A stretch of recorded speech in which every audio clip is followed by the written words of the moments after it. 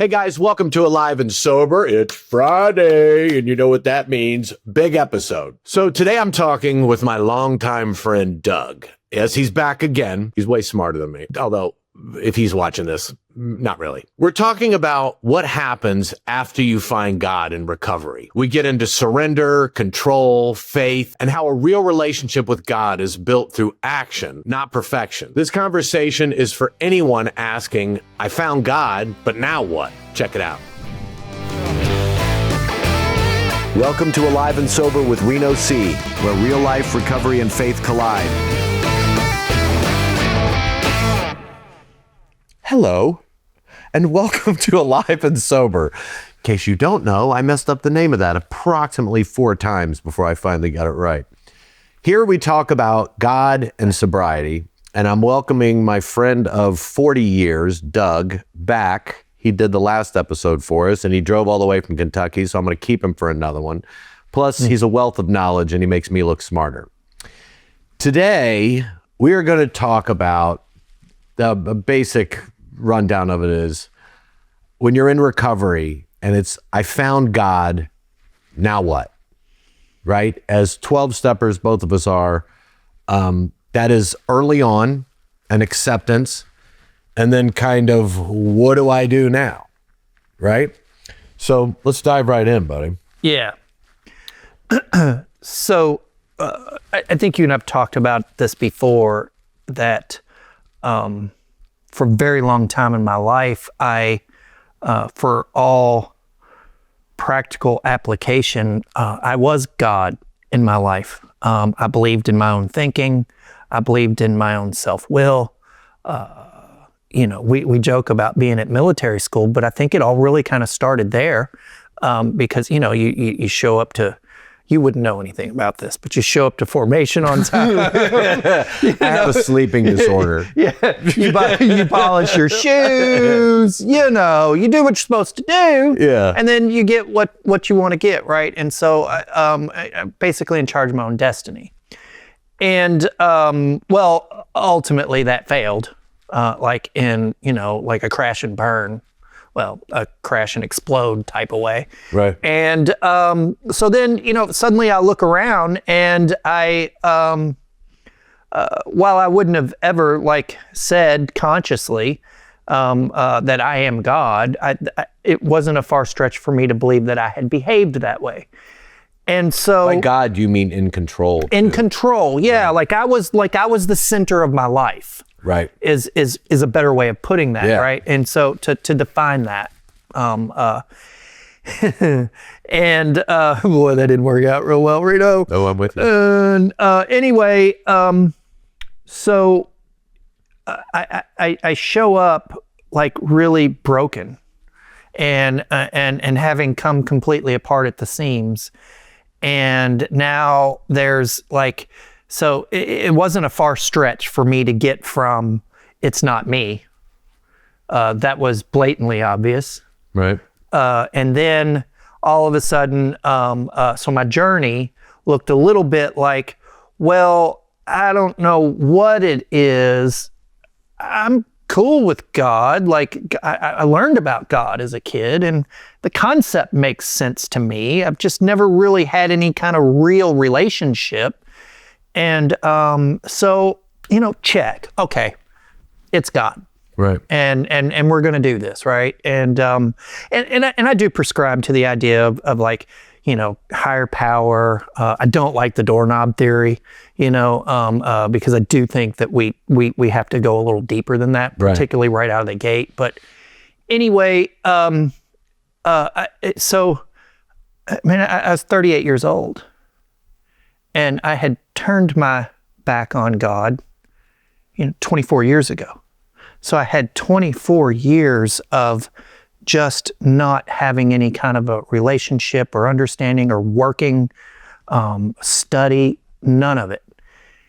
I was terrified, I was absolutely terrified. And I think I said it earlier, I couldn't touch it, taste it, feel it, smell it. It was just this thing. Yeah. And so now what? and we talked about action, and that relationship kind of grew, and that kind of thing. So, yeah. Yeah, it's one thing that as an alcoholic, I didn't believe in surrender. Yeah. And I that's not just about being an alcoholic. A lot of people don't. You're taught as a kid, especially playing sports and stuff. Right. You never give up. You have it inside you. Go get it. Tackle. Get after it. It's self-will. It's all this stuff. And to me, I thought, well, that's who I am. Yeah. Needless to say, I hadn't played football in God knows how long, and hadn't played baseball, or what I mean? Like, sure. But I still, in my head, was like, well, I'm a borderline professional athlete. Meanwhile, I'm 260 pounds and I smell like the bar mat. It was just, but in my head, I was, I'm never give up. You fight on and you keep going. So and not the one on the floor, right? Like that sticky one. No, the one on the rail, floor. On the rail too. The one with the beer caps, the bottle caps stuck down in the hole. That one. That one. I smelled like that one. Okay. With a little bit of just cigarette. needed to clarify that. Yeah. Right. And it was the surrender part of it. I believed in God, but on the surface. Yeah. You know what I mean? Like I would talk about it. I'd bring it up, and well, God, I knew the language. I knew sure enough to be able to walk away, and for me in my mind to think, that guy thinks I'm a good person now, which really they were probably like, that guy is so full of it. I've watched everything he does and there's no way that he has any, but in my mind, I was conquering. I was, using God, I don't want to say as a weapon, but I'd bring it up if someone was doing something I didn't like. But if you bring it up when I'm doing something I want to do, you get out of my face, right? So the surrendering part of it, acknowledging it was a God. Like in the steps, I walked in the first day and I'm like, 1, 2, 3. All right, what do I do for 4? Then I found out what that was. I was like, I'm going back to 1, 4. Wait a minute. Yeah, I think you need to think about this for a little bit. I don't think I did 1 through 3 right. Yeah. But it was a fear. It was a fear that I would have to give up control of this wonderful job I'd clearly been doing, just terrorizing everybody. Gangbusters. I was crushing it. Yeah. Like life was so easy. Yeah. But that was a hump that I'm still working on. That was still like you got to let it go, man. You're not in control. Even when I try to, I try to control traffic still, like go, get to the light. Yeah. What do I have? That guy, I don't even know what he's going through in his life. Right. You know what I mean? I don't know maybe he's old and, maybe he's not doing this on purpose to show me that he probably is. He probably was. It's you. It's gotta be. It's gotta be you. Well, the world revolved around me. Why wouldn't it? Yeah, absolutely. So that surrender, that kind of like, all right, I'm going to acknowledge the fact that I'm not in control. Yeah. That is something I still am working on as far as smaller things now. When I first did the steps, I was just taking all the major pieces, but I was leaving out some little things that I thought were little that were underlying, that I found out later I had to leave it to God. Yeah. You're not going to get all the amends you want. You're not going to get, life isn't going to be perfect. Just because you don't drink, the thing I found is that I handle everything so much better when it's going to come anyway. But being sober and trying to be in contact with God as much as I can throughout the day really has eased so much that I can't even describe it. Yeah, see, I think that's great. And for me too. But like when I go back to day 1 or even day 20 or 20 hours ago at times. So I had a lot of trauma, at least that's what they call it these days, around God. Most of it was this scenario that I'd played out in my head. And you and I've talked about, what kind of led up to some of those things with me and God before, right? But I know it today as resentment. Like I was angry. I was angry at me. I was angry at God. But so that whole surrender thing is really simple when my life is in the trash can. and we talked about relapse and, earlier today, and, but you let me get a few 24 hours under my belt, I get a good job again, the money's flowing in, I'm driving, I'm not on public transportation anymore, or Right. like whatever. Right. And, and suddenly that it's not so easy anymore, because the further I get away from that incredible pain, the harder it is to be like, okay, God, you can have it all now, right? And Right. like, no, not so much, because anyway. So the surrender is a big piece, but for me, what had to happen is that I had to develop a relationship with God, and that's work. And we talked about work. The good thing is that he made that easy for me at first.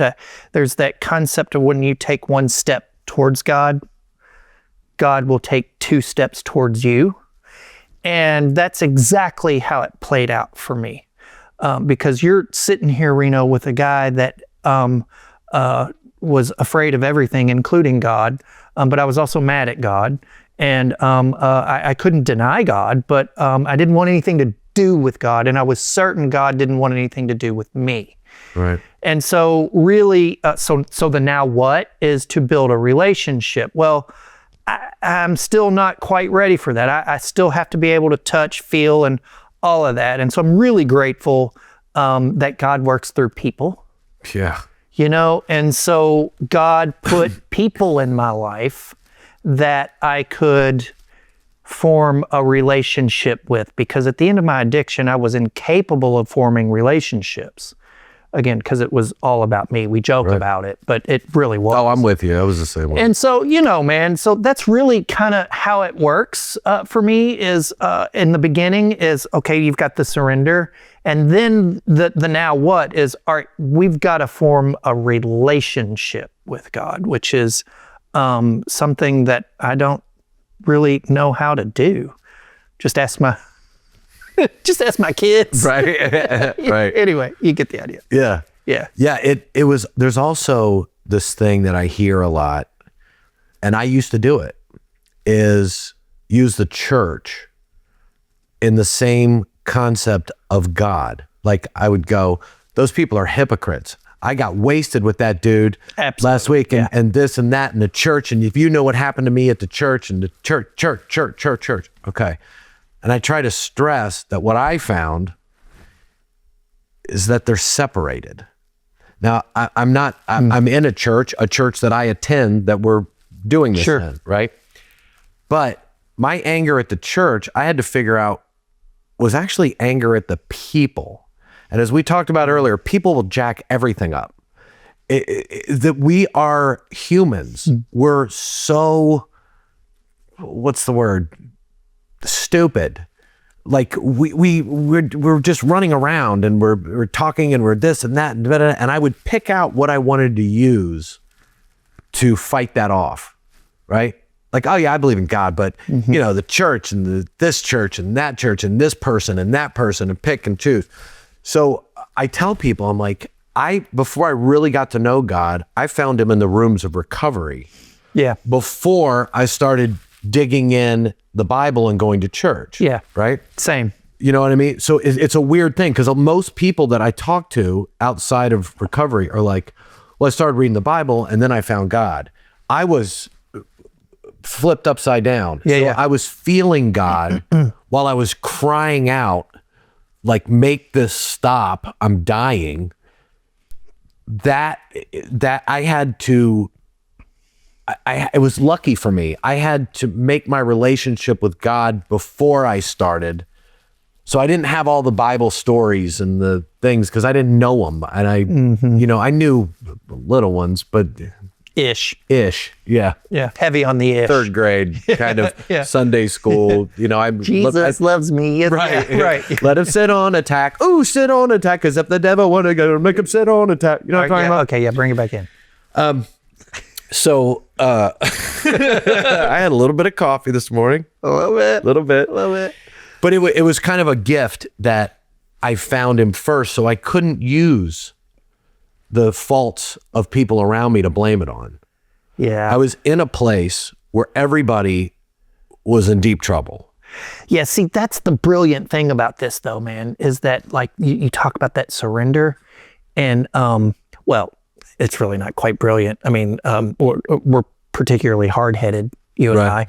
I, so we beat our heads against the wall for so long that that we really don't have any choice but to accept, and so all that noise, what other people are doing or where other people are or all of that really doesn't matter anymore because we are in crisis, Right. Which is where I found myself.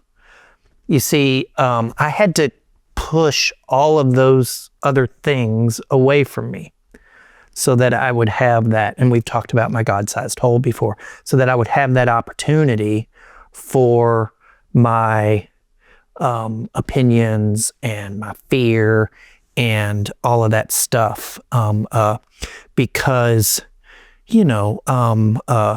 traditional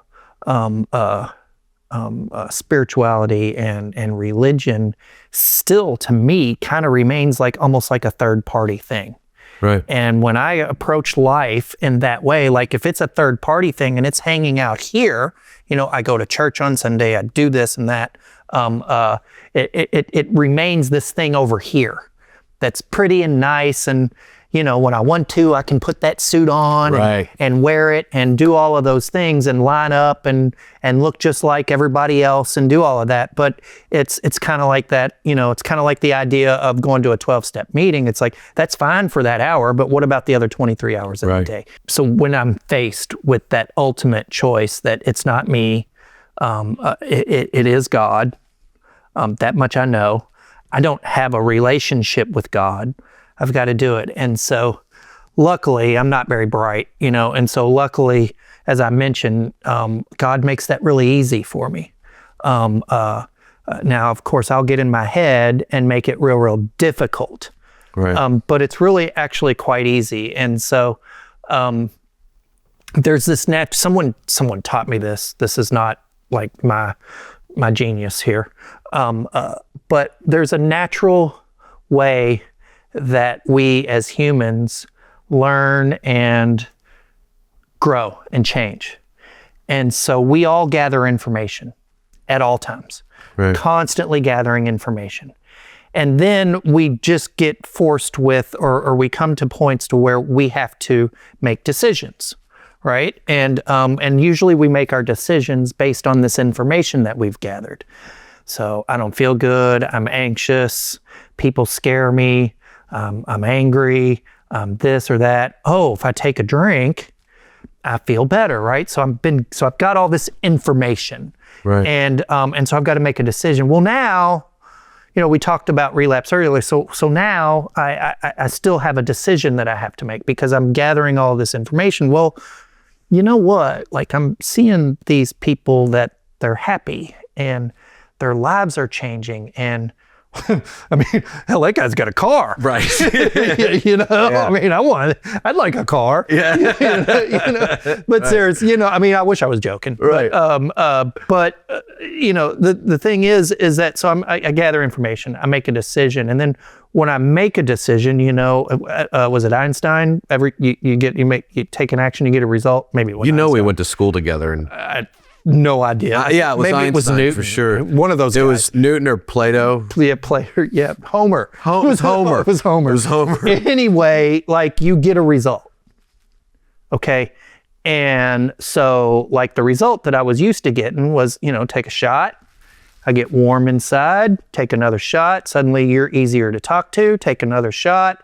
Suddenly we're laughing, having a good time. Like, that's like those are results. Right. So every action you get a result. Well, the same thing kind of goes with the God concept, is that I do this, I work this step, or I don't take this action, or I pray and something gets better. Wait a minute, I'm getting that result now, right? Yeah. And so when I do that over and over, then what that does, Reno, is that builds faith. So back to what we were talking about earlier, I had lots of faith in brown liquor and things you can smoke. Right.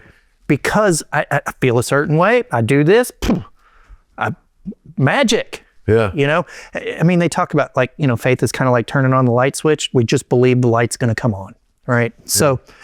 So that's how this happens. And so you do this process enough times. Do this whole process enough time. Decision, action, result, little bit of faith. Decision, action, result, little bit of faith. So that's why my faith in money and prestige and the lies I was telling myself, all of that stuff was growing and growing and growing. I had lots of faith there. Right. Right. And now all of a sudden you want me to put faith somewhere else that I don't have any results of because I've never done it. So if I do that long enough, you see what had happened is I began to trust, Jimmy. I began to trust that the drugs and alcohol were going to work. And so here I am 18 years later, you know, just 18 years. Remember, I had 24 years up here doing this. So I've got 18 years later. So I find myself kind of vacillating in between action, result, faith, trust. Like I'm starting to trust God now. Yeah. Does that make sense? And so yeah, because you've seen him work. Bingo. And that's the biggest. And when it starts happening, like people, you know, they talk about pink clouds and people come out, guns, whatever. I still to this day see God work in people's lives, my own included, in recovery all the time. Yeah. I mean, where it's like, I have to look at it and be like, dude, you know that's God. And they're like, 100%. Like there's no way and people think of it as, or I shouldn't say people do. I used to think of it as like hocus pocus kind of, you know, well, if somebody said, well, God did this in my life and God did that in my life and whatever, I would look at that as you're full of it, dude. Mm-hmm. Like God didn't do anything for you. No. You know, but it's funny because after I was in, and I know this, my thought process, you were talking about continuation of, and I know that there are things in a book that we both read that. Sure. Yeah. But a guy said to me, he was a producer and we were working on a TV thing, and he goes, dude, how'd you lose so much weight? And I go, I didn't try to lose weight. I quit drinking. And I didn't want to get into it with him. Sure. You know? And he's like, you quit drinking and you lost like 60 pounds. He's like, how much were you drinking? I was like, well, you know, he's like, I went out with you once and I remember you being like a really hard hitter. I'm like, that wasn't even that was a work night. That wasn't even, you know? But he said, how'd you do that? And I said, dude, it was all God. Yeah. And he's like, that's ridiculous. He goes, if I followed you around with a film crew and was recording you, it would be you doing things and somewhere out of my head, I go, that's right. And you never see the director. God is the director. You don't have to see, you can watch me do nice things. Go back and look at me 20 years ago and tell me if I was still doing those things. I wasn't. Service didn't come into my mind unless it was going to do something for me. Mm-mm. And I found that you end up doing, instead of sitting there thinking like, I need to do something nice for somebody, but I got to do something good because if I do this many good deeds, I'm going to get into heaven. I found that that is not true at all. But with a relationship with God, those things slowly, and it's on God's timing because, you know, everything isn't going to be perfect. But if you let his will happen with his timing and find a way to sit back, relax, do your business, stay in contact, right? Those things start to happen without you even expecting it, without you even knowing it. And not only that, your heart feels so much better. Yeah. Because you don't have to, it's too much responsibility to not have God. You can't hold, for me, I can only speak for my own self, but I can't find, I don't have it.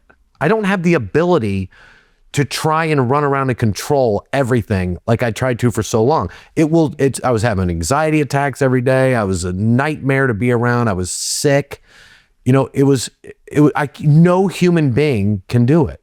And to be honest with you, I don't want to. No, not anymore. I don't want to. It's awful. At all. It's so much pressure. At all. And unneeded.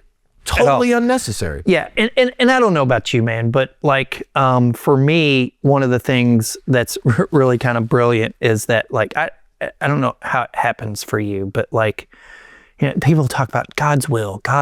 And I'm like, early on, I'm like, what is that? Like, I don't know about you, but God never like pulled up a chair and sat down next to me and was like, all right, look, check it out, Doug. This is what I need you to do today. Right. Like, I never had that conversation. Well, like, he never like showed up. Maybe some people it does. It just didn't happen that way for me. Right. Right. And so, but what did happen, right?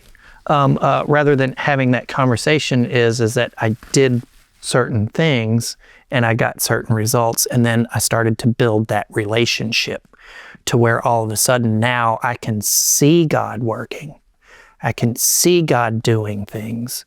And when I think about that, and I think about that today, one of the things that I always tell people is that they'll come to me and be like, well, man, I got this job offer and it's a really good opportunity and it helped me and my family out a little bit. And, I'm just not sure if it's God's will.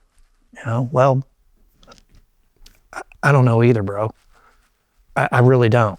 Like, I don't know what God's will is for me. I really don't know what it is for you.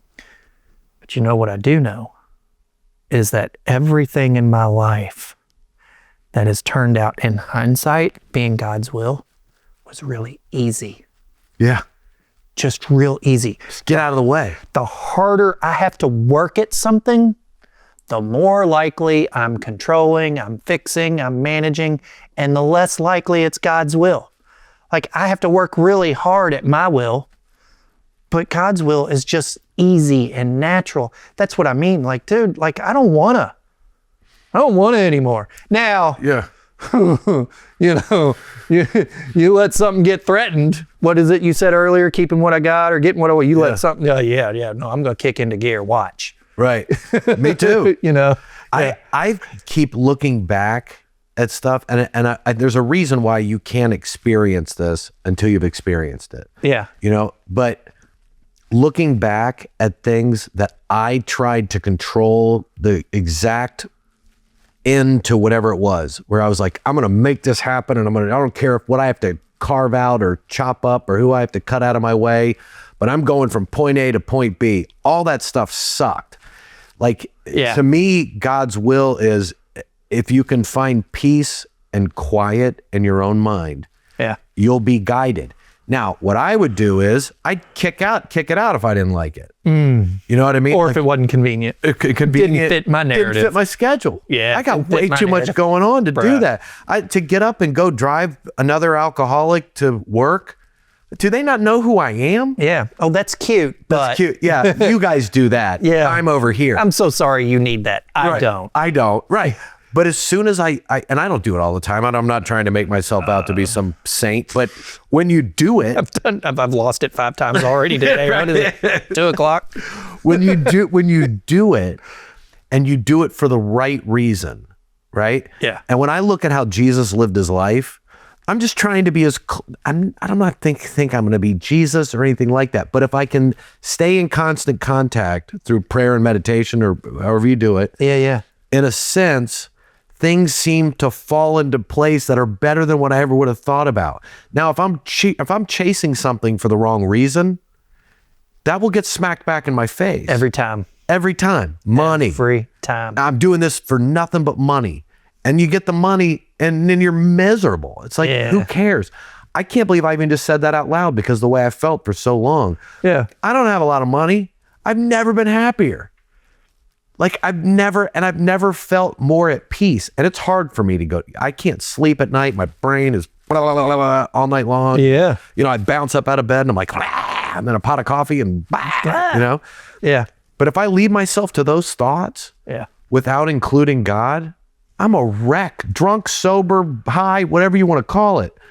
I have found that, and some of it's probably maturity with our age and things we've been through. And you're mature? In a way, age-wise, not internally. Okay. I'm still a scared 10-year-old boy. I mean, this isn't honest. We're being honest. We're being honest with I'm as grown up as I can be in my profession. There you go. But I've just found that the closer I can stay to God, imperfect it is, for sure.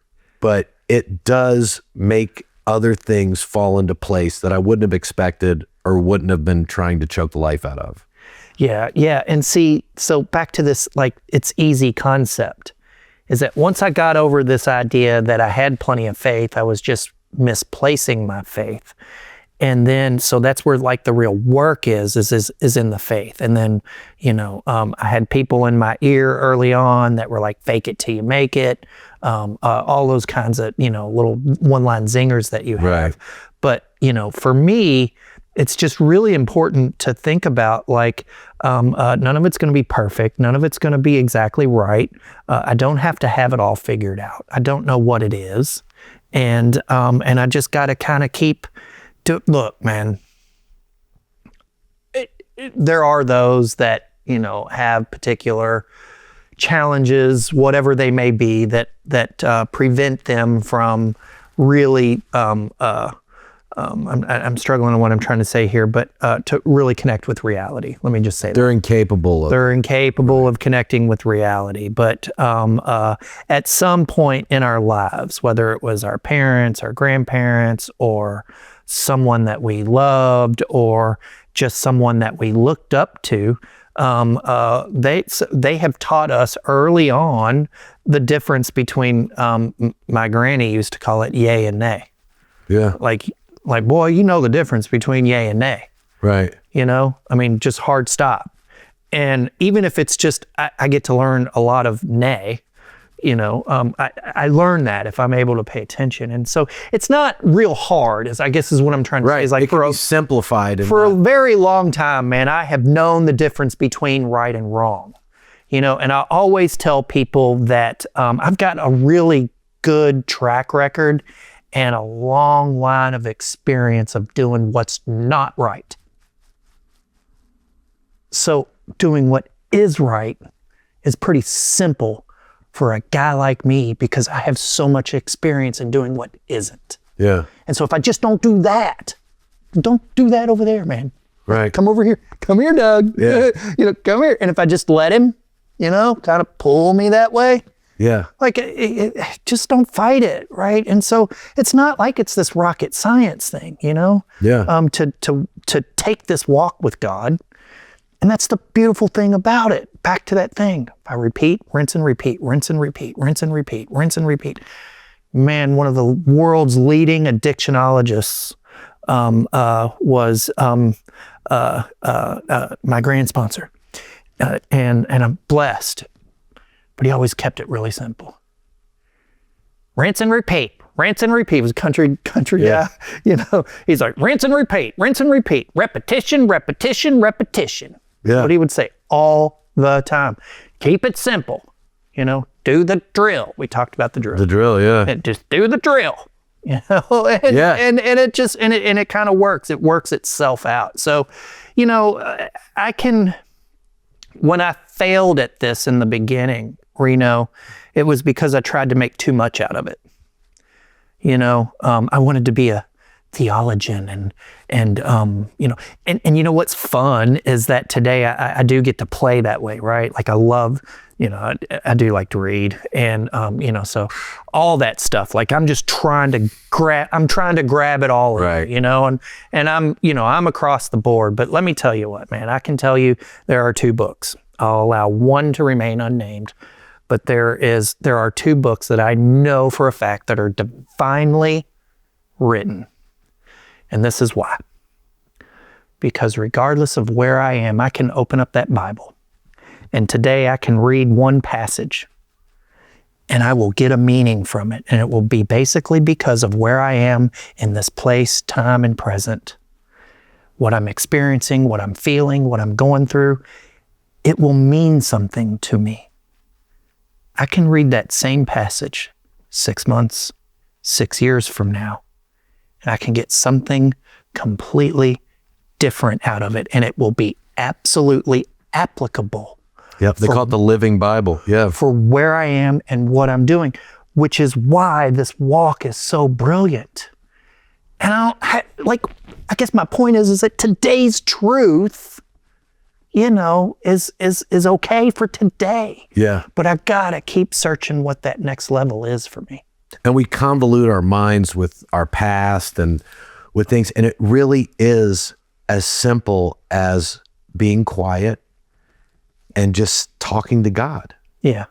and asking, hey, let me know you're here. Show me, I'm not saying show me a sign, Yeah. but you know what I mean? Like, show me that you're in my life. I want to do this. I want to release all this anxiety and this pain and this baggage I'm carrying around. It's too heavy. I can't take it. You take it. And and I've said this before, my buddy Brad Stein told me this. I was calling him and I'm on the fence about, it was actually doing this podcast and talking about God and my act. I felt drawn to it. I was like, I want to do it. By the way, if you come see me, it's not going to be, it might get a little touchy for you, but it's all honest. But I wanted to do it. And he said, have you given it to God? And I said, yeah. And he goes, well, then that's it. I go, what do you mean? He goes, you're on a roller coaster. You can just hold on and ride it out. You can make it as hard on yourself or as easy on yourself as you want to. But if you gave it to God, you're on the ride, man. Ride it out. And there's, just like in the steps, gutting yourself. I always thought about it as like scooping out the stuff in a pumpkin and getting it out. You're doing that with God. You're doing that in a way of, he already knows you're jacked up. He knows what you're doing. It sounds like Santa Claus, but you know what I mean? Like he knows if you're awake. He knows if you're bad or good, yay or nay. Yay or nay. That's right. He knows. So if you acknowledge the fact that, like you were saying, you knew right from wrong. If you acknowledge your wrongs and ask to strengthen your rights, right? Yeah. If you're thinking about loving other people and being of service to other people, that's all Jesus did. He loved, the biggest, love your neighbors, you love yourself. If you're doing that with other people, God is going to show himself to you. Yeah. And to the people around you.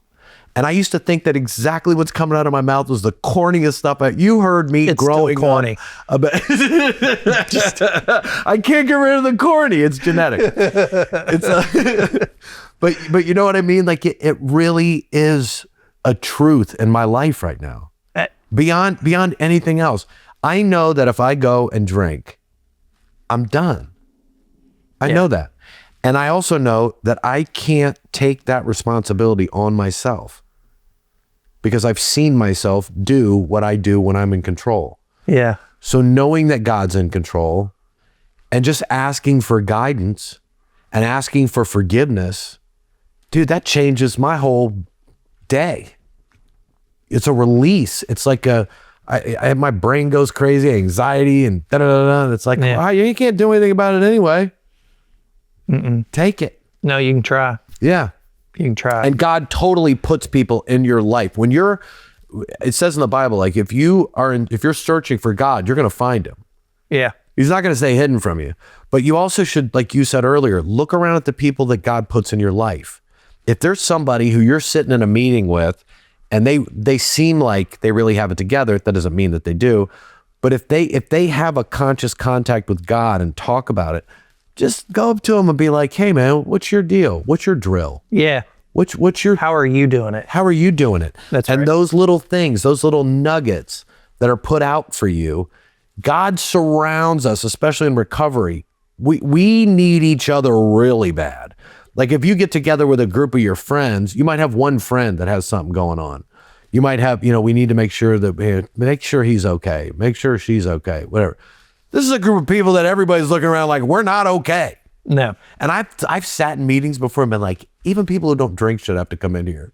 I know that's crazy, but dude, early on, I was like, when I was like in the first couple, I was like, man, we need to replace like health class in high school, and everybody needs to do this. We would be so much better. You should see what I found. Yeah. And it's like, no, we all are. You didn't find it. Yeah. Like you should see what I figured out. How'd you figure it out? Well, I heard it from a bunch of people. I read it in a book.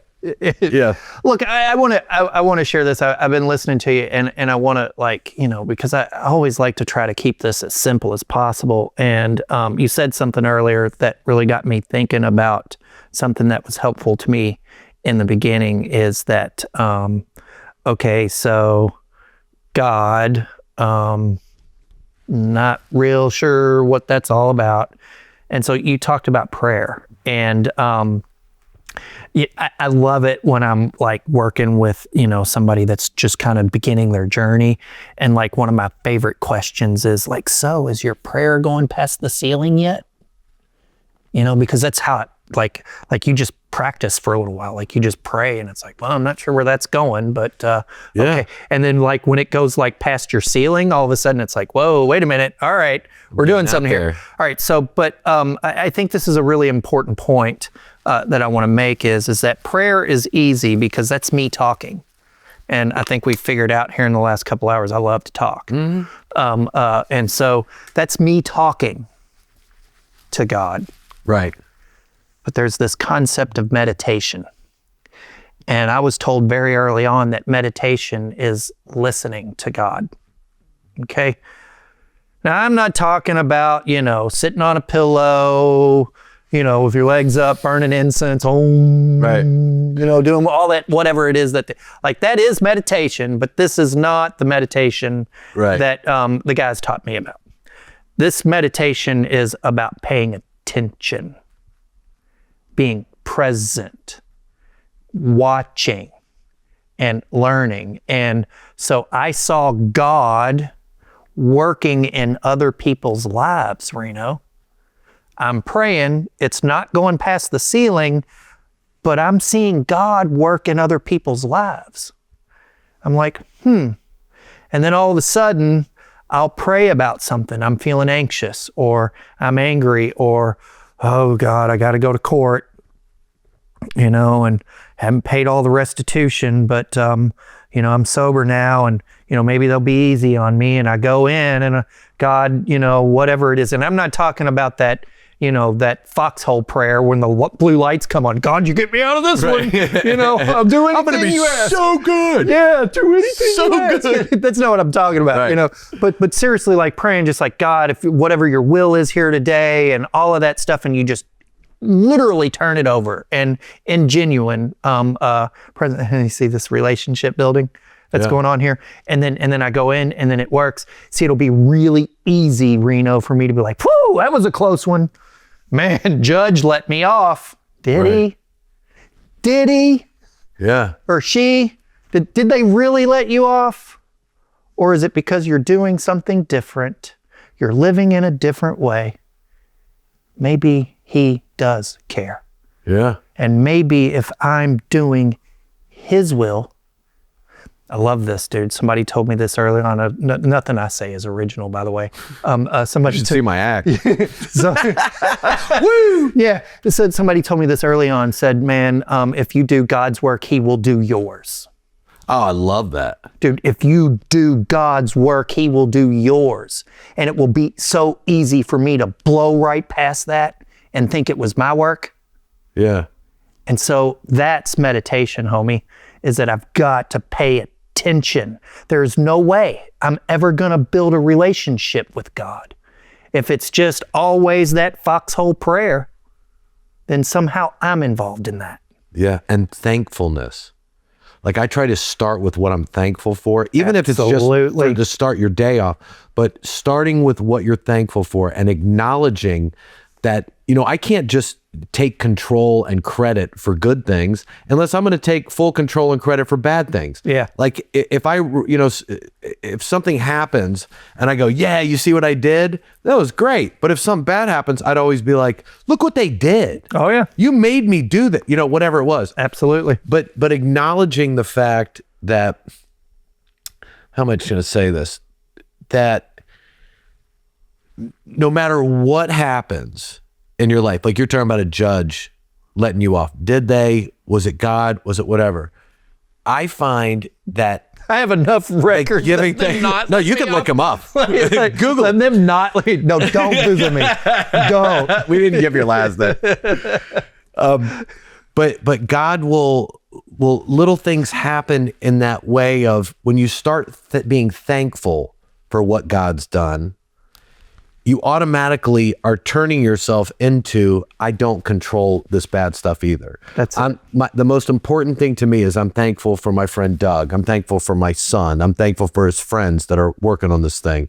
I'm thankful for this church that I belong to. I'm thankful for my wife sitting up there letting people in and out. Like, if I start with that instead of, I need to get a new truck and I would look at these BMX bikes and I want to find one, like that, none of that stuff even matters, right? Yeah. So, and I feel like I'm closer to God when I'm doing the right thing and trying to follow his will, which makes the relationship easier. I know I'm paraphrasing what you just put together, but that's the truth, isn't it? Yeah, well, somebody gave it to me, so Yeah, so I can take it. You can take it. Yeah, so that was all me then. You're welcome. Yeah, no, it's all good. Gratitude is the main line. It is the straight shot to God. Yeah. Every single time when I feel disconnected, when I feel like I'm just not doing it, it's every single time it's because I'm not centered in gratitude. Yep. Every single time. So thank you for that reminder. Yeah, dude. And just because you give up your will and let God's will be done, that doesn't mean you're a wuss. It's not like you quit something. The things you're giving up are making you a stronger human being without you even knowing it. That's it. You know what I mean? It. I thought I was this thing, and looking back, I was the complete opposite of it. And now all I'm doing is trying to follow God and do something to turn a disaster that I created into something positive and give him all the credit for it. And you know as well as I know, if you're watching this and you think either one of us could like come to your house and save you, not a chance in the world. Yeah. There's not a human being in the world that can do that, but God can, you know? And dude, I have been sitting here while we've been talking, thinking about, 40 years of friendship, of all the jacked up stuff we did and all the things that how we ended up going in one complete direction. And the fact that me and you are sitting here right now talking about this, if you don't believe in God, that is in and of itself a freaking miracle. Absolutely. Dude, I love you, man. And thank you so much for doing this. Yeah. You guys, thank you for tuning in to Alive and Sober. We've been discussing kind of getting to know God a little bit. And if you're a 12-stepper, that's real early on in what you're going through. We hoped we helped you out today. And if nothing else, I feel helped out by you, dude. Yeah. All right, so Doug's story reminds us that peace doesn't come from managing life better. It comes from letting go. Faith grows when we stop forcing outcomes and start paying attention to what God is already doing. So stay grateful, stay honest, and stay willing. And if nobody told you they love you today, I do.